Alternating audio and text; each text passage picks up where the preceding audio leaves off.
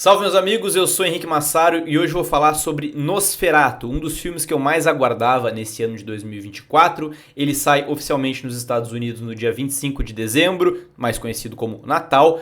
E na verdade no Brasil ele já vai estrear no ano que vem, ele chega aos cinemas no dia 2 de janeiro. Eu vou aqui falar sobre o filme numa crítica sem spoilers, sempre dividindo primeiramente em detalhes sobre a produção, diversas curiosidades que eu acho que valem a pena ser comentadas sobre esse filme aqui, e depois entrando na minha crítica em si. Vou deixar tudo separado aqui na linha do tempo, como vocês sabem.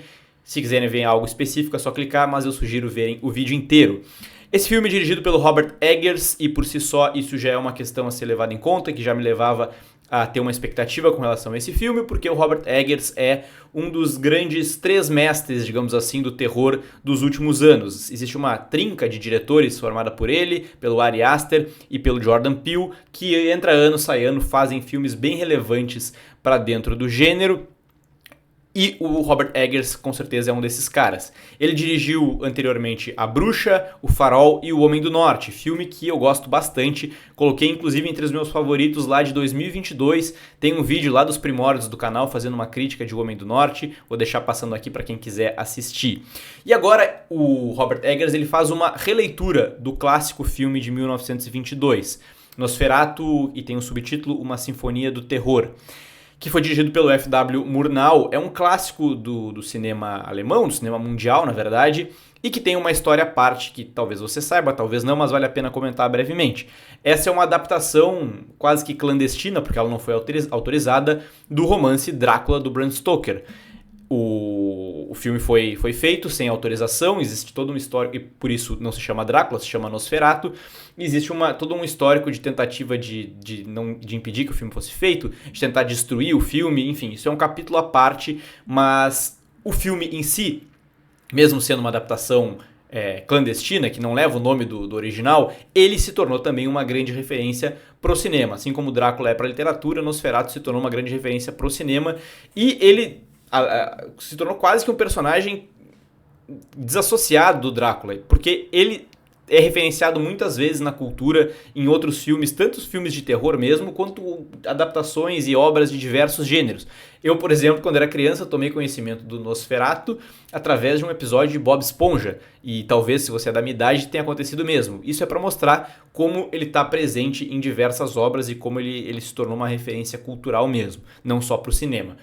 Aparentemente, o Robert Eggers também foi muito influenciado pelo Nosferatu de 22 durante toda a sua vida. Eu recebi um material especial para a imprensa, contando detalhes da produção, bem interessante, em que ele fala que ele cresceu assistindo, ele assistia em VHS com a mãe dele, e que o personagem do Max Schreck, que vivia o Nosferatu, assustava ele desde criança, e ele sempre quis fazer uma adaptação de alguma forma.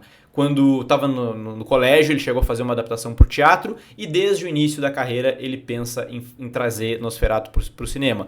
O primeiro rascunho do filme feito por ele é o roteirista aqui, e o roteiro dele é inspirado tanto no roteiro do Henry Galen, que é o roteirista do filme de 22, quanto, obviamente, no romance do Bram Stoker. O primeiro rascunho dele ficou pronto lá em 2015, depois que estreou A Bruxa. Mas ele acabou se envolvendo com outras produções, tanto o Farol quanto o Homem do Norte, e depois de O Homem do Norte, ali em 2022, ele de fato começou a trabalhar mais a fundo em Nosferatu. Então, ele diz que esse é o filme mais pessoal da carreira dele até aqui. Essa é uma história que tem uma importância grande para ele. E ele fala que... A gente vai falar um pouco na crítica de como ele tentou encontrar uma nova perspectiva para essa história, mas uma das coisas que é importante é que ele ficou imaginando como seria esse vampiro. Que vampiro que ele quer apresentar para o público moderno que vai aos cinemas assistir Nosferatu. E para ele não é um vampiro elegante ou um vampiro que tem um perfil de diversas outras adaptações ou filmes que retratem esse universo no cinema. Para ele, um vampiro é uma criatura, um ser que incorpora a doença, a morte e até o sexo de uma forma brutal, vil, animalesca. Vamos à sinopse. Nosferatu é um conto gótico sobre a obsessão entre uma jovem apavorada e o aterrorizante vampiro apaixonado por ela, que deixa atrás de si um rastro de horror incalculável. O agente imobiliário Thomas Hutter, vivido por Nicholas Hoult, viaja para a Transilvânia para um encontro fatídico com o Conde Orlok, interpretado por Bill Skarsgård, um cliente vampiro em potencial. Ellen, vivida por Lily Rose Depp, a noiva de Uther, é deixada sob os cuidados de seus amigos Frederick e Anna Harding, papéis de Aaron Taylor-Johnson e Emma Corrin. Atormentada por visões e uma crescente sensação de pavor, Ellen se encontra com uma força muito além do seu controle. Pela sinopse que eu acabei de apresentar para vocês, já dá para ter uma sensação de que a história em si, dos acontecimentos do filme, são muito parecidos, vão ser muito preservados com o que acontece no Clássico de 22, no próprio livro e outras adaptações que existem, como o próprio Drácula de Bram Stoker do Coppola de 1992. Mas o Robert Eggers ele opta por trazer uma nova perspectiva, por olhar de uma forma diferente para um dos focos dessa história, para uma das personagens mais especificamente dessa história. A gente já vai falar sobre isso, mas antes é preciso dizer que eu gosto muito da forma como ele homenageia a todo tempo, como ele presta reverência ao Clássico de 22 do Murnau. Isso aparece tanto em cenas quase que espelhadas do primeiro filme, e são cenas bem específicas que não trazem nenhum spoiler, como por exemplo um momento em que uma personagem simplesmente interage com um buquê de flores, ou quando essa mesma personagem está na praia aguardando o retorno do seu grande amor e os elementos que tem na praia. Então ele faz esse espelhamento de imagens do filme de uma forma diferente, de uma forma mais compatível como se faz cinema hoje, mas em que a gente consegue identificar os elementos e como ele está fazendo esse referenciamento e esse espelhamento mesmo de algumas cenas. Mas tem um outro ponto também que é através da fotografia, que aqui é assinada pelo Jarin Blaschke, que é o mesmo diretor de fotografia dos outros filmes do Eggers, do A Bruxa, do Farol e do Homem do Norte. O filme de 22, tá? Ele tem um ponto. Existem várias versões desse filme que foram refeitas, enfim. Existe uma versão no YouTube, por exemplo, que é a que eu assisti, que ela tá toda em preto e branco, mas ela faz, de certa forma, um desserviço pro filme. Porque o filme de 22, ele é monocromático, mas ele vai alternando em tons de cor.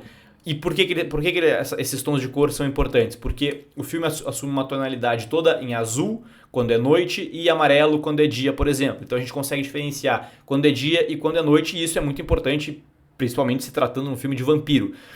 Aqui, o filme do Eggers, a fotografia do Jarin Blaschke, ela assume também, quase que todo o tempo, essa alternância entre tons, não estou falando monocromático, tá? Mas em tons de azul predominante e tons de amarelo. Existe uma diferença aqui, não é para definir dia e noite, mas ela serve como uma tentativa, enfim, uma função narrativa de alternar momentos. Tons de azul, momentos mais frios e sombrios, tons de amarelo, principalmente a luz de vela, e eles filmaram com luz de vela, de fato, que exigiu uma técnica ali, né, diferenciada para que conseguissem fazer a luz das velas mesmo. Os tons de amarelo predominam, e aí ele vai trabalhar muito o contraste de momentos quentes ali, onde as velas estão, e a escuridão de um outro lado. Então ele faz essa alternância, mas esses tons de azul e de amarelo alternando quase que como o filme inteiro também servem como uma forma de homenagem bem interessante ao filme de 22. Por falar em escuridão, tá? Eu falei aqui sobre essa questão do amarelo, de quando ele aparece e a gente tem sempre uma parte da imagem que está escura. Eu adoro, achei incrível, assim, um dos pontos altos do filme, a versão do Nosferatu vivida pelo Bill Skarsgård. Ele está ao mesmo tempo irreconhecível e ao mesmo tempo parece que o personagem se acoplou a ele perfeitamente. Isso acontece não só por um trabalho incrível feito de figurino e de maquiagem, ali, né, criando elementos prostéticos para se aderir ao ator, que ficou realmente muito, muito bem feito, mas também na atuação da fotografia. Adoro, por exemplo, a maneira como o personagem é introduzido pela primeira vez na tela, e em outros momentos também, com uma escuridão tomando conta dele que vai saindo aos poucos, fazendo perfeitamente a metáfora do monstro saindo das sombras. Acho isso incrível a maneira como isso é feito.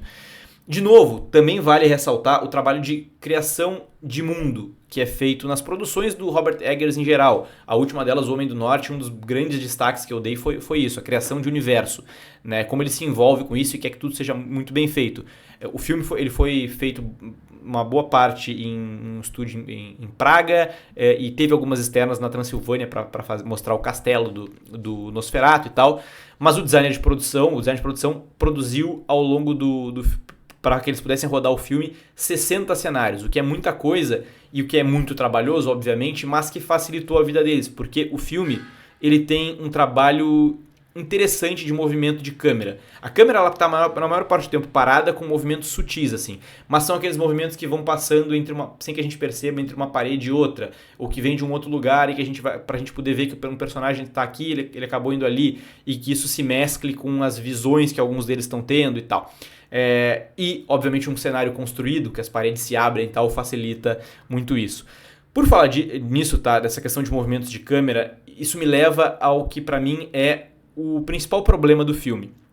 Porque, como eu disse, a câmera está muitas vezes parada e ela faz um movimento sutil. Tem a criação de escuridão muito legal e tal, da fotografia, enfim. Mas nesses movimentos, o filme aposta algumas vezes, não são muitas, mas o suficiente para me incomodar, em jump scares. E o filme ele tem uma pegada de terror maior do que algumas adaptações, e isso funciona, mas ele às vezes ele desnecessariamente aposta em jump scares, momentos para nos assustar, que são, sim, muito batidos do gênero, que qualquer pessoa que já assistiu filme de terror vai perceber, e que não é um grande problema, mas eu não esperava isso de um diretor do calibre do Robert Eggers, principalmente considerando que é um dos grandes expoentes do gênero, como eu tenho dito. Não esperava isso, isso é um ponto que me incomoda. A grande mudança que ele propõe aqui não é em termos de história, mas em termos de foco, que é colocar a Ellen como a potência da história, como a personagem que vai mover essa história.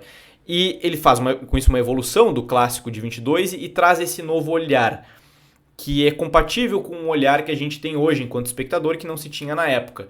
Ele quer colocar ela como, em alguns momentos, isso ele diz, né, e a gente percebe, como não só uma vítima do vampiro principal do filme, mas também daquela sociedade lá do século XIX.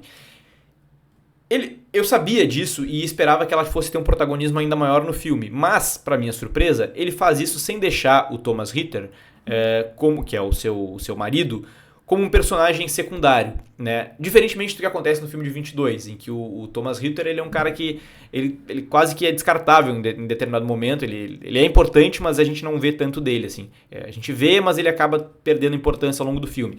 E o personagem aqui nesse filme, apesar de ser um filme mais focado na Ellen, o Thomas Ritter ele vai ter uma força bem interessante, e a atuação do Nicholas Hoult ela é incrível nesse sentido, e eu acho que o personagem foi bem construído e bem desenvolvido. Então, essa foi uma surpresa positiva.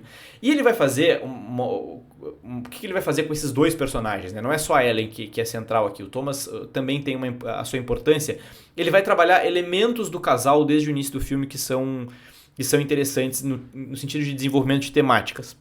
A relação de amor deles é muito bem trazida para a tela como uma relação de amor verdadeiro, mas suave, sem ser muito dada a elementos de muita paixão, elementos muito carnais.